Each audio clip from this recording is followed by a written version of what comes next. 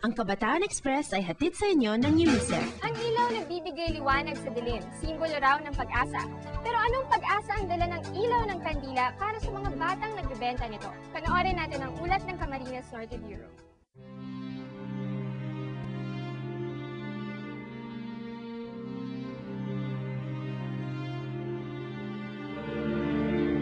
Ito ang St. John the Baptist, isa sa kilalang simbahan sa Daet, Camarines Norte.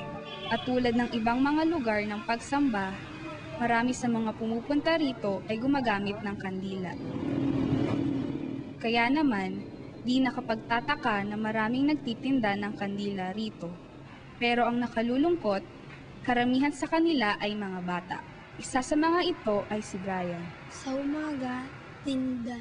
Nakasuot na ako ating uniform. Tapos, pagsabit ng alas 8, pumunta na ako sa school. Pagsabit ng alas 11, uuwi na ako, titinda na.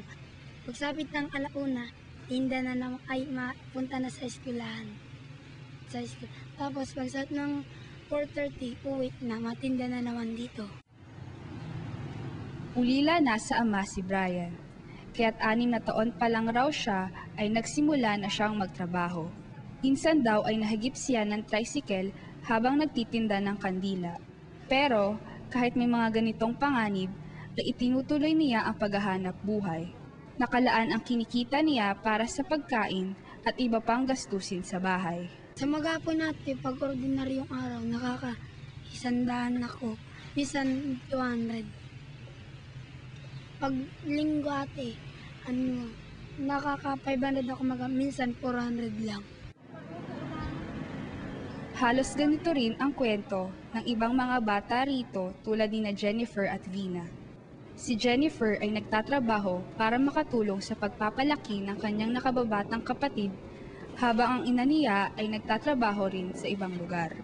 Si Vina naman, kasakasama pa ang kanyang kapatid na si Janice sa pagtitinda ng kandila. Lahat sila ay umaasang balang araw ay aahon din sila sa kahirapan. Paglaki mo, ano yung gusto mong marating? Ano yung pangarap mo sa buhay? Maging singer po, tsaka gusto ko po magtrabaho po sa Japan.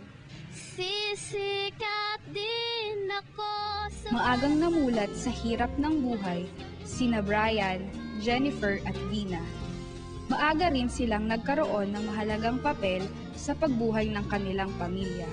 Buti na lang, ito ring pamilya nila ang ginagawa nilang inspirasyon at pinaghuhugutan ng tapang at lakas ng loob.